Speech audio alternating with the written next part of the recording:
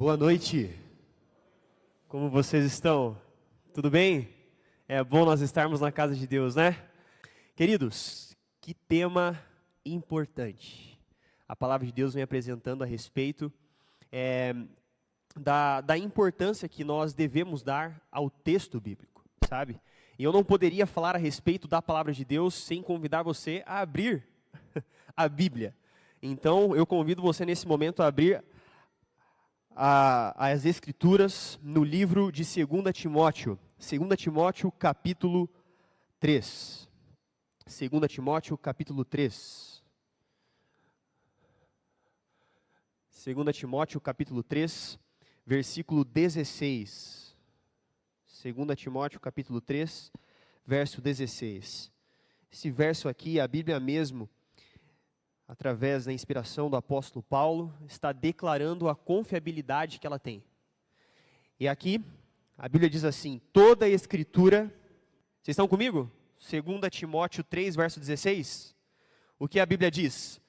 Toda a Escritura é inspirada por Deus e útil para o ensino, para a repreensão, para a correção e para a educação na justiça, a fim de que o homem de Deus seja perfeito e perfeitamente habilitado para toda boa obra. Bom, que a Bíblia, ela realmente é um texto sagrado, isso talvez você já esteja até saturado de ouvir no meio religioso. Mas você já parou para pensar como que ela foi organizada? Como que a Bíblia, como ela chegou a nós? A palavra Bíblia, talvez você também já ouviu isso, ela tem um significado bastante explicativo. E a Bíblia, a palavra, ela tem origem do termo grego biblos, que significa livro.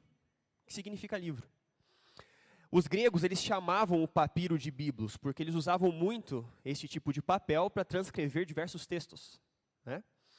E o conjunto, de um livro é a Bíblia, também conhecida como Biblion, e um conjunto deles é a Bíblia. E por isso que na palavra de Deus nós temos vários livros, escritos por diferentes autores, mas que de uma forma sobrenatural, que nós acreditamos ser a direção de Deus, eles não se contradizem entre si.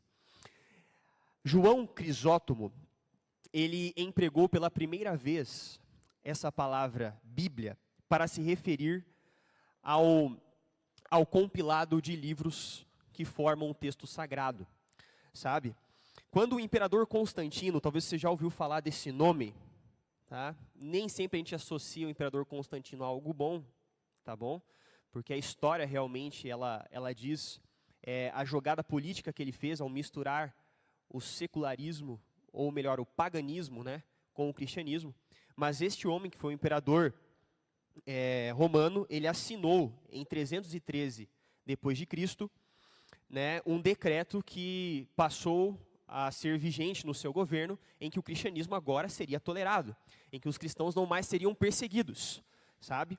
E ele se reuniu com alguns líderes religiosos do seu governo para que esses textos sagrados fossem reunidos e então formassem a Bíblia, e ela pudesse ser expostas aos fiéis, eles pudessem ter acesso a elas sem ser perseguidos, com livre e espontânea vontade, sabe? Então, essas escrituras, elas tiveram, assim, popularmente sido reconhecidas como Bíblia, os textos sagrados, no governo, de Constantino, que também, onde ele baseou a sua sede do governo do Império Romano em Constantinopla, que depois se tornou capital do Império Bizantino. Eu não sei se você gosta de história, mas ela nos ajuda a entender também bastante sobre os primórdios da Bíblia, sabe? E foi nesse contexto onde o cristianismo passou a ser reconhecido como uma religião apoiada pelo governo, que a Bíblia passou a ser realmente considerada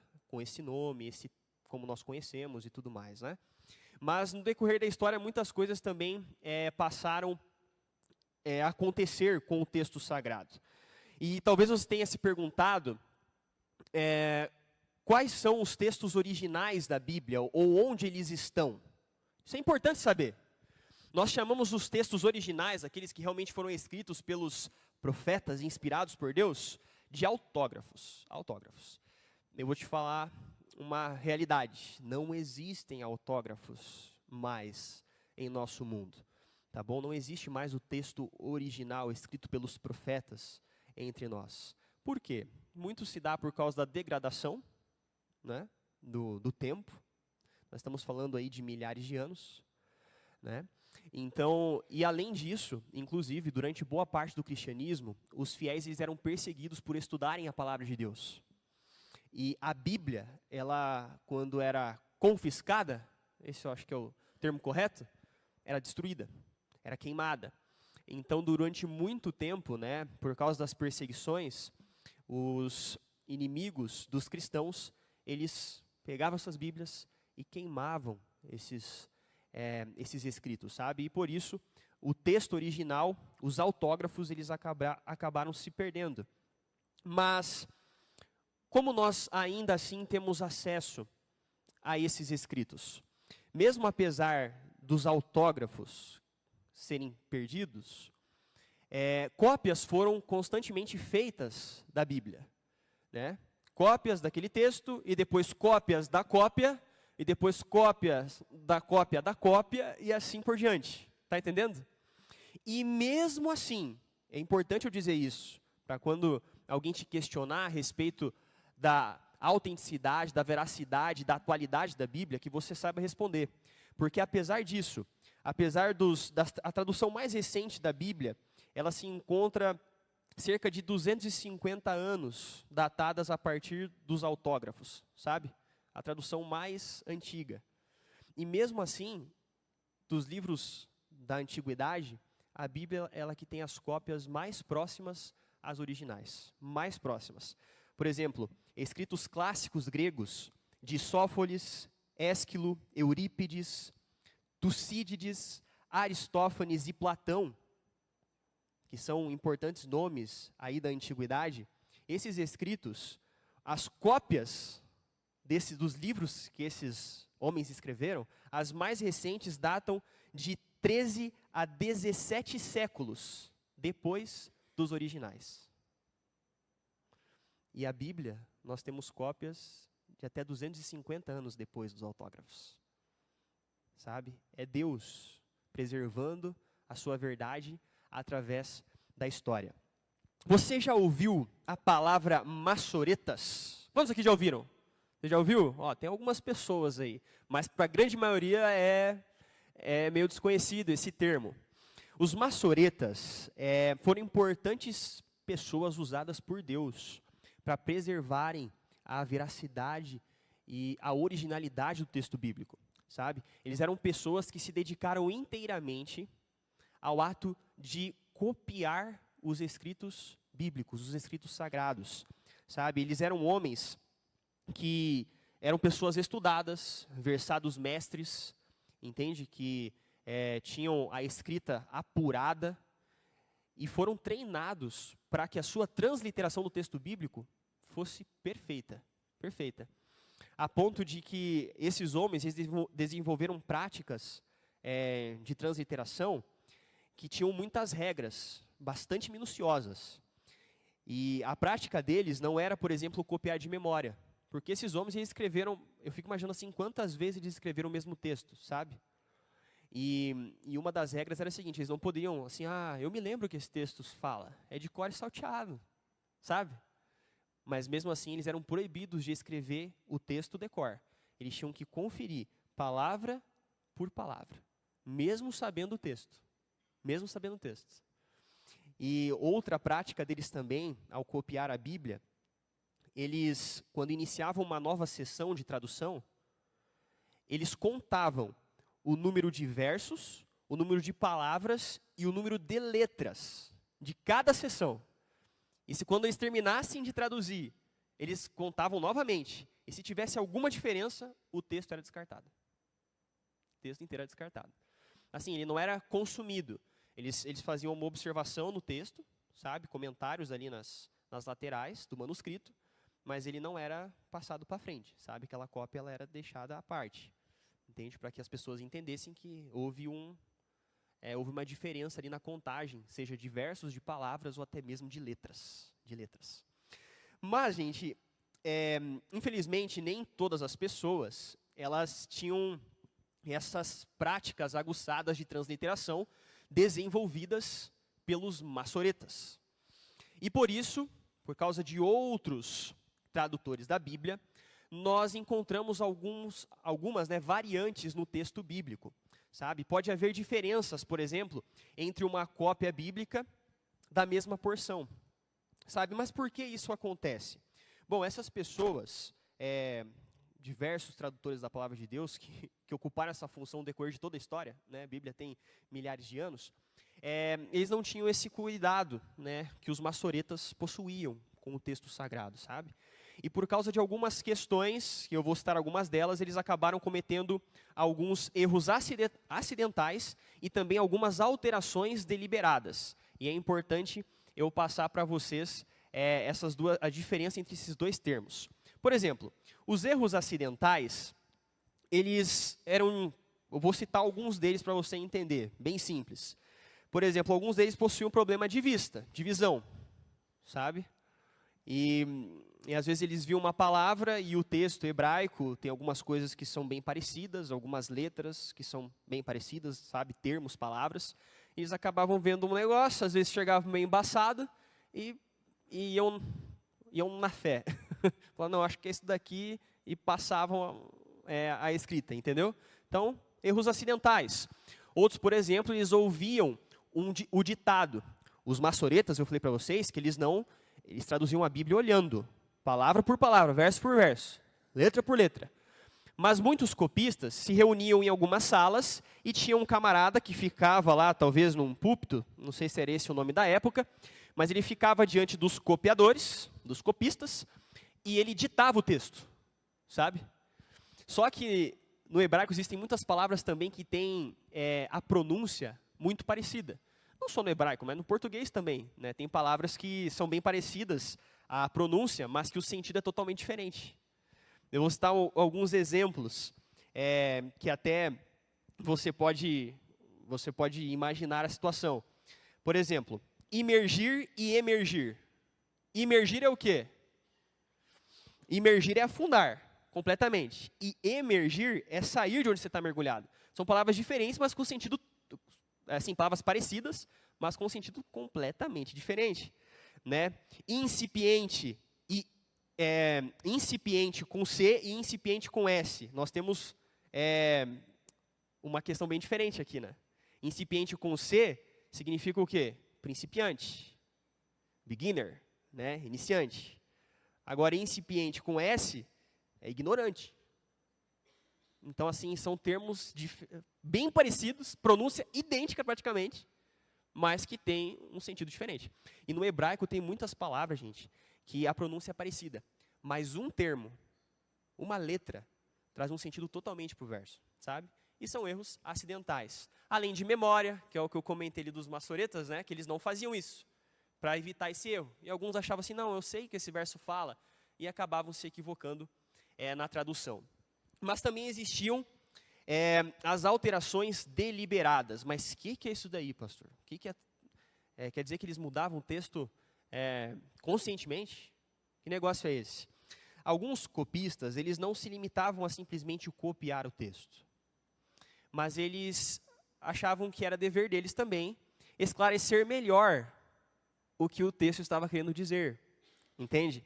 Então, eles acabavam fazendo algumas alterações por causa da modernização da gramática, por exemplo. Entende? Ou, talvez, para tornar mais claro um sujeito do texto que estava implícito e eles queriam tornar ele mais explícito, sabe? São alterações gramaticais, alterações propositais na ortografia, principalmente no estilo da gramática, para harmonizar um texto com o outro, sabe? Eles encontravam ali algumas diferenças e eles queriam harmonizar os textos e acabavam fazendo alteração em alguns deles. Modificações que aceitaram 2 textos bases. Eu posso citar um exemplo. No livro de Atos, capítulo 20, verso 28, aparece o termo Igreja de Deus. E em outras traduções aparece Igreja do Senhor. E em outras traduções, em Atos 20, verso 28, aparece Igreja do Deus e Senhor, ou Senhor e Deus.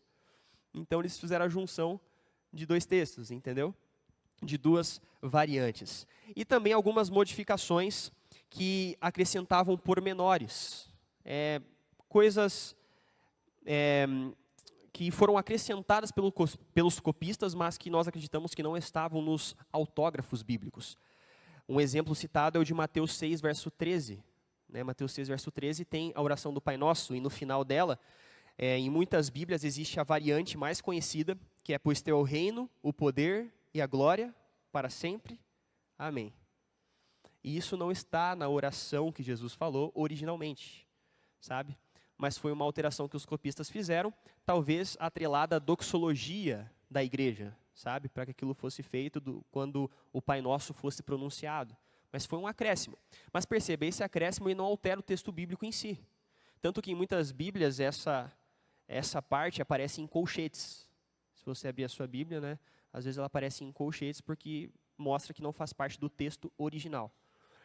Mas o interessante é que, apesar disso, eu vejo assim, Deus às vezes permitiu algumas alterações, mas que não alteram o sentido do verso. Entende? Porque o próprio Davi, em inúmeras orações que ele fez registradas nos Salmos, ele exalta a glória, o poder e o reino de Deus. Entende? Então, não são alterações heréticas, sabe? Não são heresias, mas são questões que são consideradas alterações no texto original. Tá bom?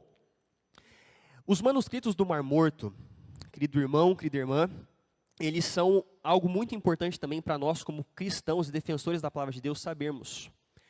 Os manuscritos do Mar Morto, eles são os manuscritos mais antigos, as cópias mais antigas que nós temos da palavra de Deus do texto original. Tá bom? Eles, principalmente, quando foram descobertos, a partir de 1947, nas colinas de Qumran, esses manuscritos eles trouxeram bastante base para fortalecer a confiança na palavra de Deus. Porque muitas pessoas se questionavam, como a gente vai confiar nisso? E esses manuscritos, eles são datados muito próximos aos textos originais, sabe? E quando nós pegamos os manuscritos, os arqueólogos buscaram esses manuscritos encontrados nas cavernas de Qumran, eles viram que, apesar da datação deles ser bem distante nossa e bem próxima, talvez, aos textos originais, eles viram que o sentido do verso permanecia o mesmo. Eles aplicaram os versos daqueles manuscritos aos versos que eles já tinham e viram que o sentido foi mantido. Viram que o significado do verso condizia perfeitamente um com o outro, apesar da diferença tremenda do tempo, Então, esses manuscritos datados, na verdade, eles foram escritos por essênios, que eram habitantes dessa região que ficava próximo ali à Palestina, na época de 185 a.C. a 68 depois de Cristo.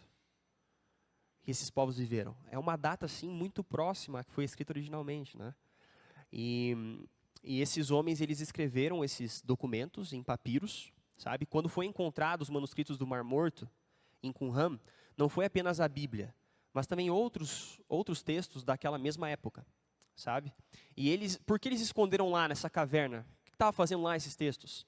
Quando eles souberam da iminente destruição e invasão de Jerusalém, eles habitavam no caminho entre Babilônia e Jerusalém. E com medo da repressão do exército que iria imprimir naquilo, com medo da repressão que o exército causaria ao invadir a Judéia, eles esconderam esses textos em cavernas para que eles não fossem encontrados. Então, quando Jerusalém foi invadida pelo Império Dominante, eles mantiveram esses manuscritos guardados para não serem alterados. E então foram descobertos no ano de 1947. E eu vejo que essa descoberta foi conduzida por Deus, para comprovar também a veracidade do texto bíblico, que ele é digno de confiança. Sabe, os manuscritos encontrados, eles consistem em cópias feitas entre 250 a.C. e 68 depois de Cristo, sendo que o exemplar mais antigo de um livro bíblico, ele realmente são, no caso, os manuscritos de Qumran, mostrando que a Bíblia, ela realmente permanece intacta através da história. Queridos, por que a gente está fazendo questão, nós estamos fazendo questão de passar essas informações para vocês? Porque a nossa fé não é baseada em um livro fantasioso, em um livro que foi escrito por alucinações humanas, mas um livro que foi escrito pela direção de Deus. Um livro que foi colocado diante de você e que permanece através da história, porque ele tem um objetivo não só antigo, mas presente para mim e para a tua vida. Além desses manuscritos importantíssimos do Mar Morto, nós podemos, através dessas descobertas, constatar que a Bíblia ela é realmente um livro seguro de confiança. Cópias com tanta precisão, feitas do texto bíblico. Inclusive, Ellen White, em uma de suas cartas, ela escreveu que os manuscritos hebraicos e gregos das Escrituras, eles têm sido preservados através dos tempos por um milagre de Deus. Por um milagre de Deus.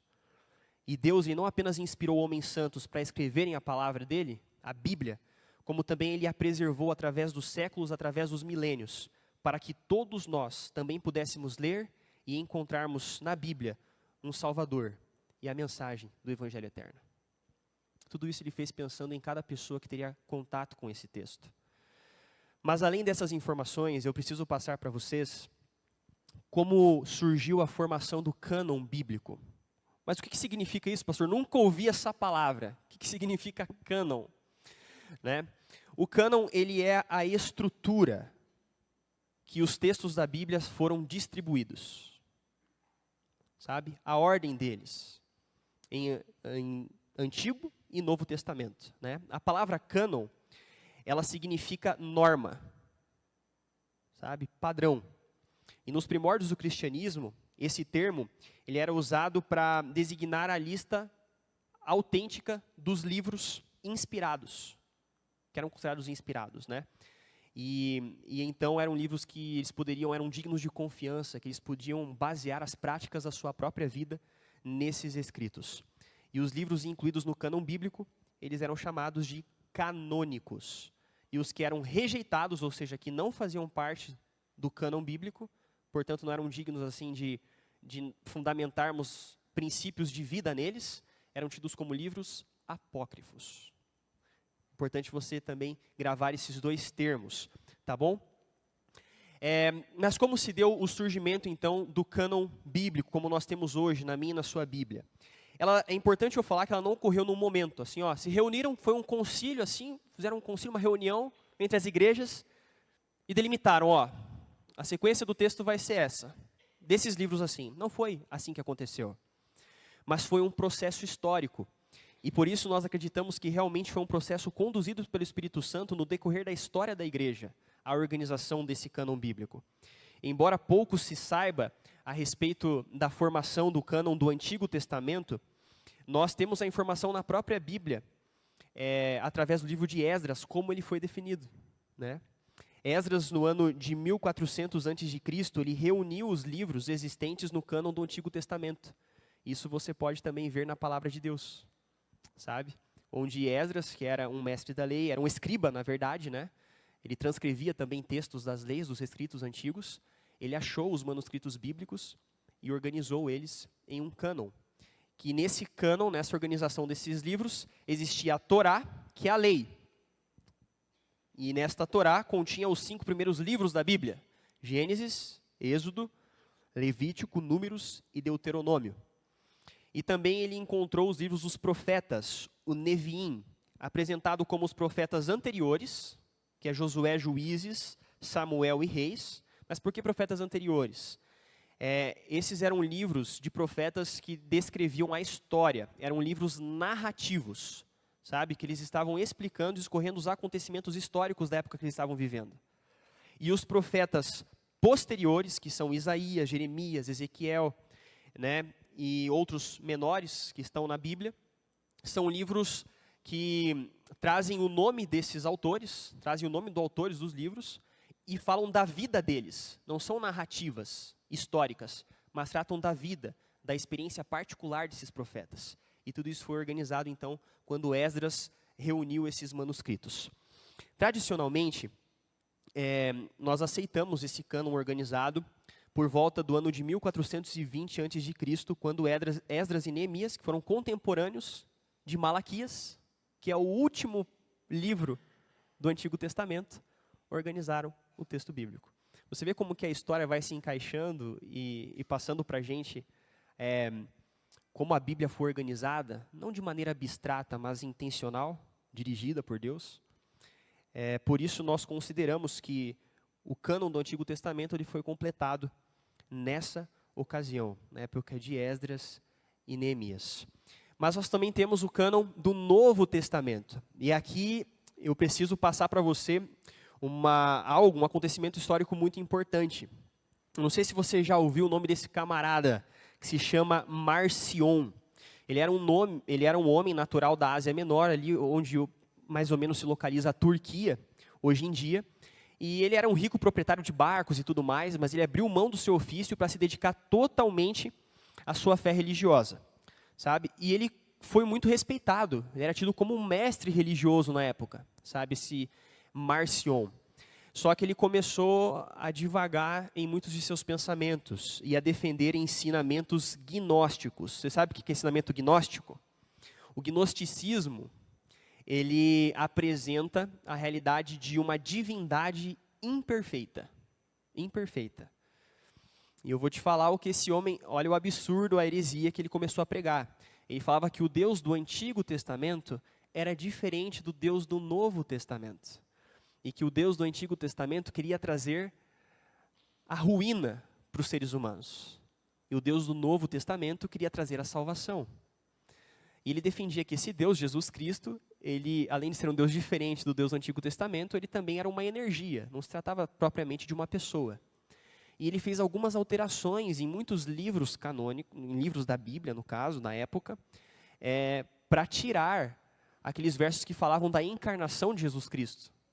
E ele começou, por causa da sua influência, do respeito que ele tinha na época, a propagar esses ensinamentos, essas heresias, sabe? Mas então, é evidente, né, gente, que esse homem estava enganado, não preciso nem falar isso para vocês, e por isso mesmo ele foi severamente combatido por muitos líderes cristãos da época, entre eles Tertuliano, que eu creio que você já ouviu falar, e também Epifânio, né, importantes nomes na época do cristianismo, que combateram essas heresias de Marcion. Mas então, no início do 3º século, um homem chamado Orígenes de Alexandria, ele realizou uma pesquisa para descobrir quais escritos os cristãos estavam usando, porque tinham muitos que haviam sido corrompidos pelos ensinamentos errados de Marcion, entendeu? Então esse homem Orígenes, ele tentou reunir, fazer uma pesquisa para ver qual livro os cristãos estavam usando. E então ele descobriu que havia duas classes de livros, os reconhecidos e os discutidos. Os reconhecidos eram aqueles que realmente reconheciam como livros inspirados, que poderiam ser dignos de confiança e de basear os nossos princípios de vida, né? E existiam outros discutidos, né? Os reconhecidos eram os 4 evangelhos, Mateus, Marcos, Lucas, João, né? As cartas de Paulo, 1 Pedro, 1 João e o Apocalipse de João. E existiam os livros discutidos, que era o livro de Tiago,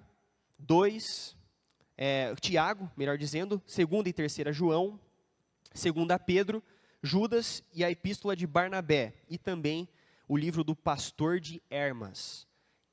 Esses livros não são canônicos, sabe? Então, havia livros que estavam sendo discutidos e outros que eram reconhecidos. E através de uma importante pesquisa realizada por esses homens, que foram conduzidos por Deus nesse estudo, eles agregaram alguns aos livros canônicos e outros, por causa de divergências realmente com a própria palavra de Deus, eles consideraram como apócrifos. Isso aconteceu apenas, gente, no 4º século, tá bom? Que o cânon do Novo Testamento ele foi fixado de forma praticamente universal. São os 27 livros que hoje nós temos na segunda metade da Bíblia, o Novo Testamento, tá bom? E eles foram defendidos numa carta de Atanásio, que foi um destacado bispo de Alexandria, que ele escreveu para as igrejas da sua diocese, apresentando esse cânon como sendo o cânon confiável da Bíblia, contendo os 27 livros do Novo Testamento. Tá bom, gente? E os outros livros, os livros que se perderam, né? Bom, esses livros, diversos livros, inclusive, que foram escritos na época que os livros da Bíblia foram transliterados, foram escritos, melhor dizendo, eles são citados pela palavra de Deus, sabe? Por exemplo, em Neemias 21, verso 14, nós temos os livros das batalhas do Senhor. No livro de 1 Reis é citado o livro de Salomão. Esses livros nós não temos na Bíblia, sabe? A Bíblia cita livros que não fazem parte do cânon bíblico que nós temos na atualidade. E nós consideramos como livros perdidos. Mas que, em suma, eles também servem de bastante informação. Mas por que eles foram deixados de lado e não foram incluídos no cânon bíblico? A razão, ela não é muito clara. Mas possivelmente, baseado em alguns estudos arqueológicos, mostram que esses manuscritos eles não foram incluídos no texto do cânon bíblico porque eram repetições de outras questões que já estavam evidentes em outros livros e também eram verdades que não eram relevantes para todas as épocas. Às vezes era mais uma mensagem pontual de determinado período histórico e por isso não foi incluído no cânon bíblico, tá bom? E existem também, diferente dos livros perdidos, os livros não canônicos, que são os livros que nós chamamos de apócrifos, os livros apócrifos. Mas quais livros são esses, gente? Olha, é importante eu dizer que, apesar de haver outros livros escritos no mesmo contexto dos livros bíblicos, a igreja em geral ela entendeu que nem todos os livros que são proveitosos, eles precisam estar registrados como fazendo parte da Escritura Sagrada, por causa de algumas verdades relevantes que são defendidas pela Bíblia e que muitos livros apócrifos contradizem essa verdade. E a palavra de Deus é clara, ao dizer que ela não se contradiz. Então, livros que não apoiam, não sustentam o texto bíblico, eles não devem ser considerados parte do cânon da Bíblia. E por isso eles foram retirados e tidos como apócrifos, né? E essa também foi a posição, inclusive, dos reformadores. Os reformadores tiveram contato com os livros apócrifos e defenderam, sabe, a ausência deles do cânon bíblico, por causa realmente de serem livros que não poderiam servir como base doutrinária, sabe? E a gente tem que ter noção disso quando trata a respeito desses livros apócrifos, para entendermos que, na verdade, a Bíblia, da maneira que ela é constituída, ela em si é irrepreensível, é perfeita, como nós mesmos lemos no livro de 2 Timóteo, sabe? Então, os reformadores sustentaram essa ideia, essa opinião, e tiveram esse posicionamento porque realmente foram direcionados por Deus, principalmente nesse período da Reforma que foi tão importante para a história do cristianismo, né? E um ponto interessante também é que os livros apócrifos, nenhum deles está presente ou consta, no caso, na Bíblia hebraica, que é a língua original que os textos do Antigo Testamento foram escritos.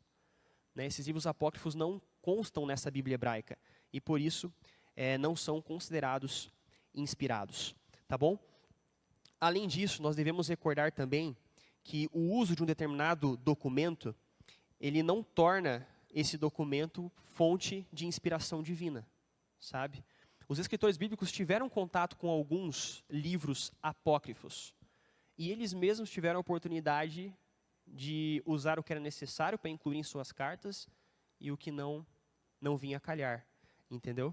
Então, eles foram movidos pelo Espírito Santo e direcionados nessa obra de escrever a palavra de Deus.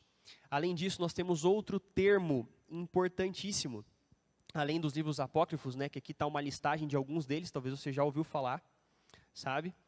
Nós temos tanto dos apócrifos do Antigo Testamento quanto do Novo Testamento. E eu vou prosseguindo aqui, para você ver também a parte dos livros pseudoepígrafos. Pseudoepígrafos, melhor dizendo. Que palavra é essa? O que isso significa? Isso significa escrito falso. Mas por que existem esses livros considerados falsos e por que eles recebem esse título? Na verdade, esse termo é empregado porque muitos indivíduos mencionados como autores desses livros, na verdade, não foram eles que os escreveram. Por isso são escritos falsos. Livro de 1 Enoque, 2 Enoque. Eu estou falando desses livros, talvez você não ouviu falar de alguns deles. mas em determinados contextos você vai entrar em contato, você vai ouvir pessoas defendendo a autenticidade desses livros. Mas são livros que são o que nós chamamos escritos falsos, porque o nome do autor deles, sabe, não condiz com quem escreveu realmente o livro. Mas por que esses livros foram escritos? É importante dizer que durante o período intertestamentário, que vai do ano de 420 a.C. até o início da era cristã, os cristãos eles não receberam nenhuma mensagem profética, porque eles haviam rejeitado todos os mensageiros de Deus. Então Deus privou eles de receber a mensagem profética. E então, como não havia nenhuma orientação inspirada, alguns homens resolveram escrever por eles mesmos textos sem inspiração. E normalmente eram textos cujo principal objetivo era consolar e encorajar o povo judeu, mesmo em meio às suas práticas erradas, sabe? Então, eram livros que, na verdade, vinham para confortar os seres humanos, para falar o que eles queriam ouvir e não o que eles precisavam ouvir. E por isso foram considerados escritos falsos. Todos eles. E agora chega a parte de eu explicar para vocês um pouco a respeito do Talmud, já vou me encaminhando para o final. Eu não sei se você já ouviu esse termo. Talmud tem um significado bem interessante, que é estudo. Estudo, Talmud significa isso. Mas como esses documentos surgiram?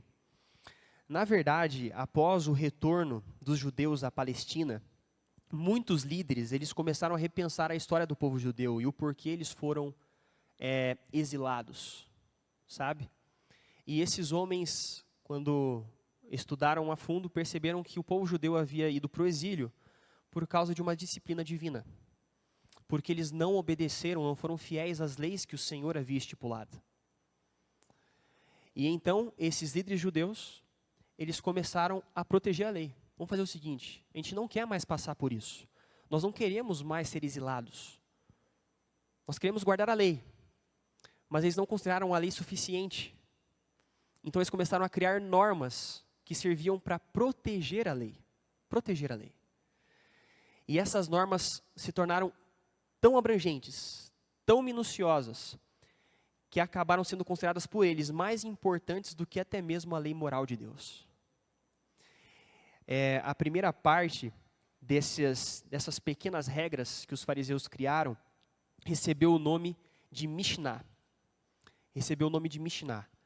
E ela era um compilado de regras extremamente grande, que foi anotada por um rabino de Judá por volta do ano 200 depois de Cristo, com o objetivo de não transgredir a lei. E era um livro que falava a respeito de todas as coisas que abrangiam as práticas da nossa vida. Tudo, minuciosamente falando. E acabaram, através disso, promovendo uma religião legalista. Eu estou explicando isso, gente, porque você vai perceber quando você lê o texto, que foi o texto bíblico, no caso, que foi isso que Jesus combateu. Foi essa religião que ele encontrou quando esteve aqui nessa terra. Mas alguns outros estudiosos, fariseus, e também foi nesse contexto que surgiu os mestres da lei, porque eram leis extremamente difíceis de se compreender, que uma pessoa realmente tinha que estudar, tinha que ser versado no assunto para compreender e expor aquilo. Eles passaram a escrever também, além da Mishnah, eles passaram a escrever o Gemara, que é a segunda parte. É um outro compilado de informações, de regras, que se estendem em todos os aspectos e práticas da nossa vida, para evitar para que os seres humanos transgredissem, o povo judeu, no caso, transgredisse a lei de Deus, os mandamentos do Senhor.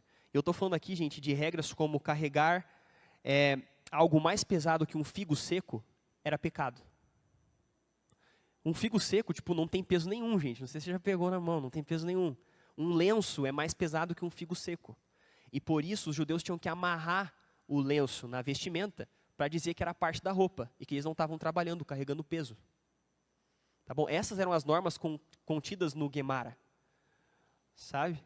Além disso, eles falavam que olhar no espelho era pecado, fazer isso no sábado.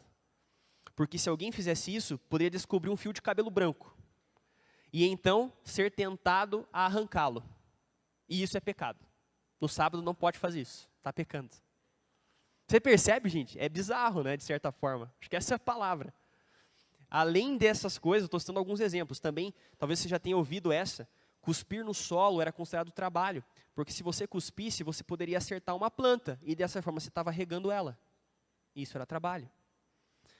E tudo isso foi a religião que Jesus encontrou, uma religião legalista na época que ele chegou aqui. A junção do Mishnah e do Gemara era o Talmud. Mas eu vou passar aqui, gente, porque eu quero chegar na aplicação de todas essas informações para mim e para a tua vida. Quando Jesus esteve aqui nesta terra, ele foi confrontado por essa realidade. Sabe? E ele mesmo veio para mostrar que a lei é suficiente. Que a sua palavra é suficiente.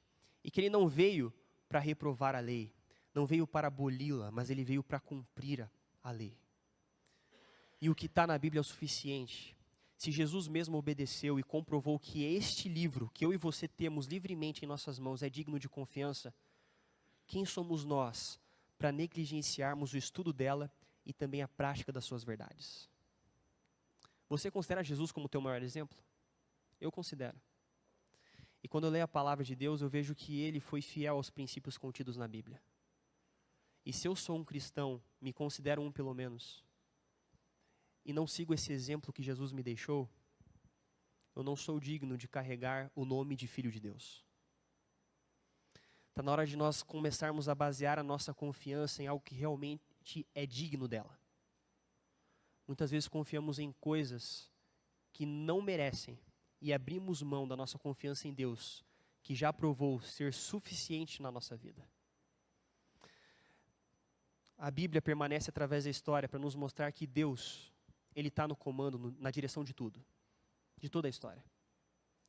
E se hoje Ele te deu o privilégio de ter essa Bíblia, este livro, diante de você, é porque Ele quer falar contigo através dessa ferramenta.